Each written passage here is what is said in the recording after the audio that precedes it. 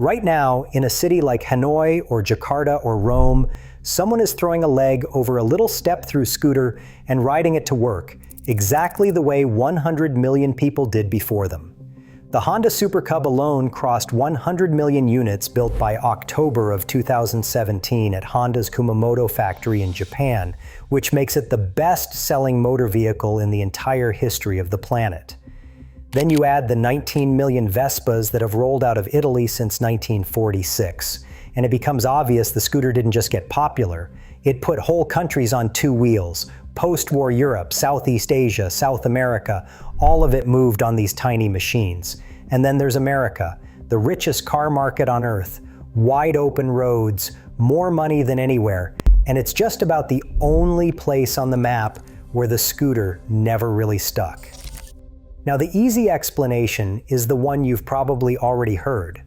Americans thought scooters were dorky, too small, too European, no match for a Harley Davidson or a big V8 muscle car. Leather jackets won, scooters lost, end of story. And it sounds right until you actually go and check it. Because America had its own scooter, built in Nebraska, and Americans loved it. At the peak, that one company was turning out 15,000 scooters a year.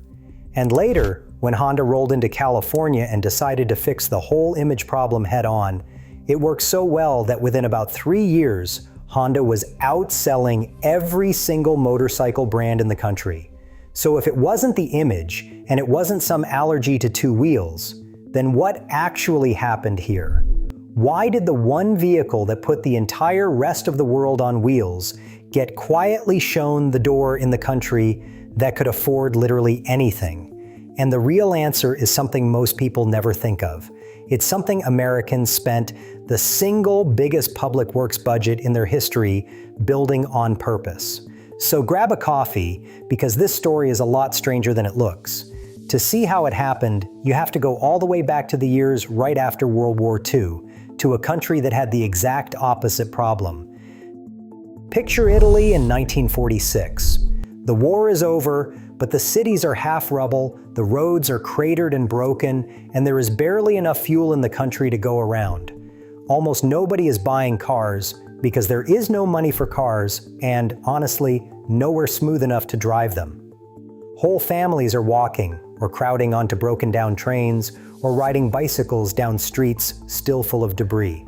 And in a bombed-out aircraft factory in the town of Pontedera, near Pisa, a businessman named Enrico Piaggio is standing in the wreckage of his own company, trying to solve a problem.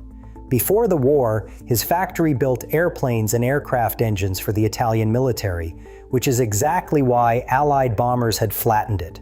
Now the planes are gone, the factory is a shell, and his entire country needs a way to move that does not cost a fortune and does not need a paved highway.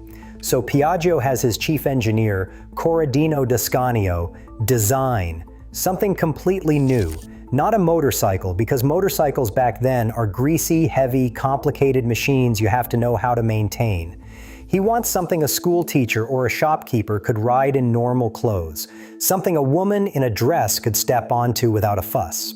What they come up with is a tiny two-wheeler with a step-through frame, so you do not have to swing your leg over a hot engine, a wide shield up front to keep the mud and road grime off your legs, and the whole engine tucked away under a smooth steel body. They call it the Vespa, the Italian word for wasp, because of the way it sounds and the shape of its narrow waist. And here's the part that matters for our story. The Vespa is a runaway hit, not because it's cool, though it quickly becomes cool, but because it answers one very specific question. How do you move millions of broke people around a country that's been bombed flat? A Vespa costs a fraction of a car. It sips fuel. It fits down a medieval alley in Rome that no automobile could ever squeeze through. It keeps you mostly dry and mostly clean. For a continent that is short on money, short on fuel, and full of ancient narrow cities, the little scooter is almost a perfect answer. By 1956, Piaggio was already celebrating the 1 millionth Vespa rolling off the assembly line in Pontedera. By the 1950s, the scooter is one of the main ways ordinary Europeans get around, in Italy, in France, in Spain, in Britain. Across Italy, young people on Vespas became a whole post-war identity, a symbol of a battered country climbing back onto its feet. And a bit later, the same logic sweeps across a rebuilding Asia, where crowded cities and thin wallets make a cheap, nimble two-wheeler the obvious way to move. So hold on to that word. Problem. The scooter conquered the world because almost everywhere it landed, it solved a real and painful problem. Which brings us to the one place where it didn't. Because when you ask why Americans supposedly rejected the scooter, there's a fact that gets left out of almost every version of the story. America didn't need Italy to invent the scooter for it. America already had one, and it was a genuine, beloved, all-American machine. It came out of a small engine company in Lincoln, Nebraska, called Cushman. Cushman had been around since 1903, and for decades it made little engines for farm equipment, water pumps, lawn mowers, and boats. Then the Great Depression hit, and engine sales dried up. So in 1936, Cushman did something clever. To sell more of its Husky engines, it bolted one into a simple little two-wheeled machine and called it the Auto Glide. In other words, Cushman started building scooters basically as a way to move engines. It worked far better than anyone expected. The Cushman scooter filled the exact gap the Vespa would later fill in Europe, the space between a bicycle and a full motorcycle. It was cheap, it was easy to ride, and it went about 75 miles on a gallon of gas. Cushman literally advertised it as costing a penny a mile to run. Teenagers rode Cushmans to high school, traveling salesmen rode them between calls, small businesses used them for deliveries, and farmers ran errands on them. For a lot of Americans in the 1940s and the 50s, a Cushman was the first vehicle they ever owned, the thing that gave them freedom before they could afford a car. In some states, you didn't even need a driver's license to ride one, which made it the perfect first taste of the open road for a teenager. During World War II, the military got in on it too. Cushman built a special model called the Airborne, a rugged little scooter designed to be dropped by parachute alongside paratroopers, so soldiers could scoot around airfields and carry messages once they hit the ground. Picture that for a second. This was a scooter tough enough that the US Army jumped out of airplanes with it. And after the war, business boomed. By 1950, Cushman was building 10,000 scooters a year and rolling out its most famous model, the Eagle, which looked meaner and more like a real motorcycle. Production kept climbing until it peaked at around 15,000 scooters a year in the late 1950s. They got so popular that Sears started selling its own rebadged version through its catalog under the Allstate name. Think about what that means. You could open a Sears catalog in 1950s America, right next to the refrigerators and the power tools, and order yourself a scooter through the mail.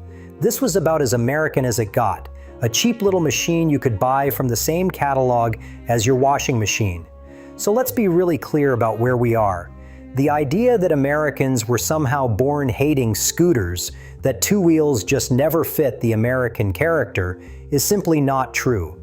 For the better part of 3 decades, America had a thriving homegrown scooter culture, where kids loved these machines, the Army jumped out of planes with them, and Sears sold them by mail. Which makes the real question so much sharper and so much weirder. If America had its own scooter and genuinely loved it, then why did that entire world quietly vanish?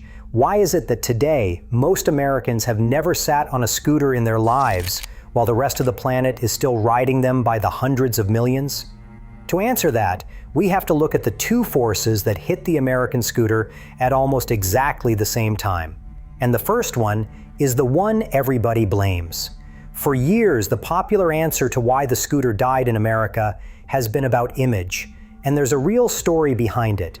It starts on a July weekend in 1947 in a small town called Hollister, California. That weekend, thousands of motorcycle enthusiasts rode into Hollister for a rally organized by the American Motorcyclist Association. Most of them were regular riders, a lot of them World War II veterans, there to race, drink a little, and hang out. It got rowdy. There was public drunkenness, some street riding, a few dozen arrests. By any honest measure, it was a wild party, not a war zone. Nobody died. But then Life magazine on July 21st, 1947, ran a big photograph of a heavy-set man slouched on a motorcycle, surrounded by empty beer bottles. The photo looked staged, and locals who were there disputed the whole scene. It didn't matter. That single image, splashed across a national magazine, turned a rowdy weekend into a full-blown moral panic about dangerous motorcycle gangs taking over American towns. And then Hollywood made it permanent. In 1953, a film called The Wild One hit theaters, starring Marlon Brando as the brooding leader of a motorcycle gang that rolls into a small town and terrorizes it. Brando in that black leather jacket, slouched over the handlebars, became one of the most famous images of the entire decade. The movie was considered so dangerous that it was banned in Britain for 14 years. And just like that, the two-wheeler in America had a brand new identity. It had stopped meaning cheap, friendly transportation and started meaning leather jacket outlaws, rebellion, and trouble. So there's your image problem, and you can see why people point to it and say, that's it. That's why respectable Americans wouldn't be caught dead on two wheels. But here's the problem with blaming the leather jacket. Somebody proved, in the most public way imaginable, that the image could be beaten. That somebody was Honda. In the early 1960s, this Japanese company arrived in America with its little step-through Super Cub, and it faced a real challenge because the Brando image was everywhere. So Honda hired a California advertising agency, Gray Advertising, and in 1963 launched what is still one of the most famous ad campaigns in history. The slogan was, "You meet the nicest people on a Honda." The whole idea, which the agency reportedly bought from a UCLA college student's class assignment, was to rip the scooter completely away from the outlaw biker. The ads showed ordinary, cheerful people, families, students, professionals, riding these clean little Hondas around sunny neighborhoods. The Super Cub itself was designed to back that up. It had an enclosed chain so grease wouldn't fling onto your pants, a leg shield that hid the engine and kept you clean, and a simple automatic-style clutch so you didn't need to be a mechanic. Honda was selling you a friendly little appliance with two wheels, about as far from a leather-jacketed rebel as you could possibly get. The company was so determined to look respectable that it started holding its dealer conventions in the grand ballrooms of major hotels, rooms that had always been off-limits to motorcycle companies before. And it got cultural backup on top of all that, when the Beach Boys wrote a song called Little Honda in 1964, and a cover version of it climbed into the American Top 10, turning the Little Honda 50 into a genuine pop culture moment. And it worked. It worked enormously. By the end of 1962, Honda already had 750 dealers across America and was selling more than 40,000 bikes a year, more than any other motorcycle company in the country. The next year, they set a target of 200,000. In just a few years, this newcomer took the supposedly toxic image of the American two-wheeler and simply walked around it. So sit with that for a second. If the leather jacket image were really the wall that killed the scooter in America, Honda should have smashed straight into it. Instead, Honda proved the wall had a door and strolled right through, which means the image was never the real reason. It's a decoy. The real reason is bigger, and it was being poured in concrete at that exact moment. While Italy was rebuilding from rubble with almost no money, and Asia was moving on cheap, two-wheelers because that's all people could afford, the United States was doing the complete opposite. It was getting richer, faster than any country in history, and it was pouring that wealth into building an entire nation around one single machine. The automobile. Start with the roads. In 1956, President Dwight Eisenhower signed the Federal Aid Highway Act, which launched the interstate highway system. The scale of this is hard to overstate. It authorized around 41,000 miles of high-speed highway crisscrossing the entire country at a cost of roughly $25 billion, with the federal government covering about 90% of it. It was, by a wide margin, the largest public works project in American history up to that point. America was, quite literally, paving itself into a car country, coast to coast. And think about the message that sends. When your government spends more money than it has ever spent on anything to lay down tens of thousands of miles of open highway, it's quietly telling every family in the country the same thing. Your future is behind the wheel of a car. Then there's where people lived. After the war, the United States government, through federal housing programs, made it dramatically easier for families to get a mortgage on a house in the suburbs. So millions of American families did exactly that. They left the dense old cities and spread out into brand new suburban developments, with big lawns and long driveways, often miles from the nearest job or store. And the moment your home, your work, and your grocery store are all several miles apart on fast roads, a car stops being a luxury. It becomes a flat-out necessity. And notice what that does to the scooter. Everywhere else in the world, the little step through could be the main vehicle, the thing that actually got you through your day. In America, the best it could ever hope to be was the spare, a fun extra sitting in the garage next to the real car. On top of all that, gasoline in America was cheap, and cars were being mass-produced and sold at prices ordinary families could manage.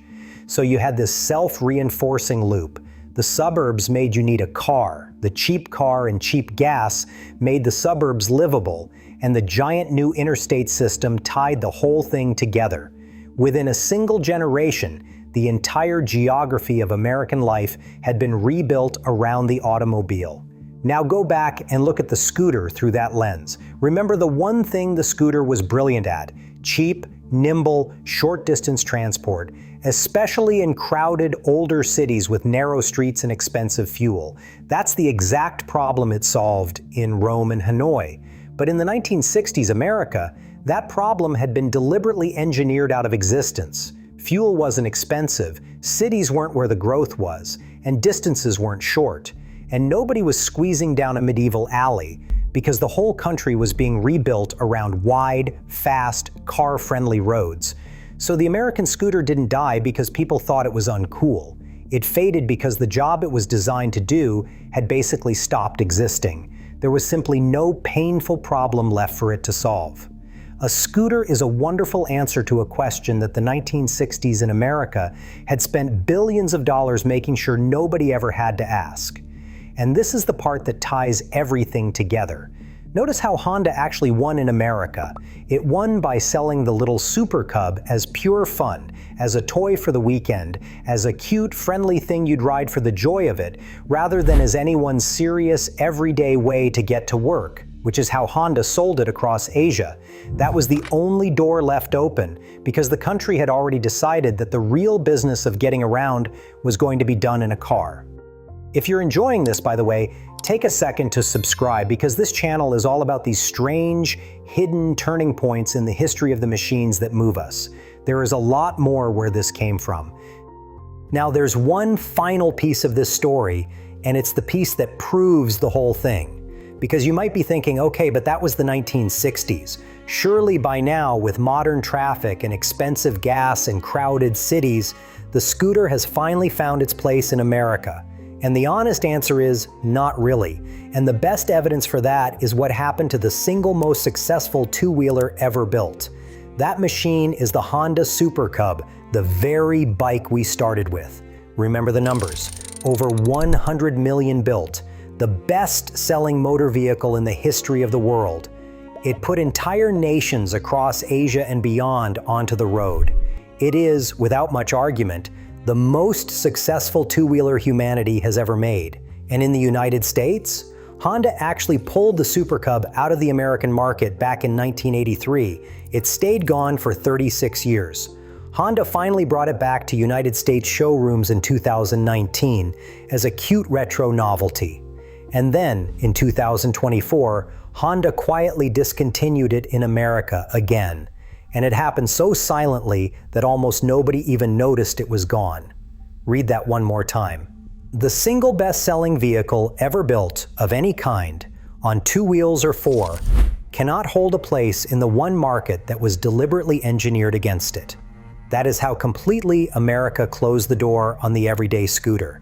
This is a bike that had already passed 5 million sales worldwide by 1966, and then just kept going for decades, a machine entire economies were quietly built on. And America looked at it and shrugged. And our old friend Cushman tells the exact same story, just earlier. Cushman was thriving in the late 1950s. But right at that moment, cheap, well-built Japanese motorcycles started pouring into the country, and America's car-first world was hardening around everyone. Cushman's scooter sales cratered, and in 1965, the company stopped building scooters altogether. And here's the perfect, almost two-on-the-nose ending. Cushman didn't go out of business. It pivoted and became a maker of golf carts and little utility vehicles. So the Great American Scooter got the most fitting retirement imaginable. It went off to putter around a golf course. In a suburb, you would obviously drive your car to reach. So the next time someone tells you Americans rejected the scooter because it wasn't manly enough or cool enough or fast enough, you'll know that's the decoy answer. America built a beloved scooter, jumped out of planes with it, and sold it through the Sears catalog. Honda proved the tough guy image could be beaten and won the market anyway. What actually beat the scooter was the United States spending an entire generation and the biggest construction budget in its history quietly building a country where a scooter had almost nothing left to do. The leather jacket got the blame. The interstate did the deed. And if you want to see the flip side of this, the story of how those same little Japanese machines went to war with the proud old giants of Britain and America and completely dismantled them, that's the video I'll leave right here.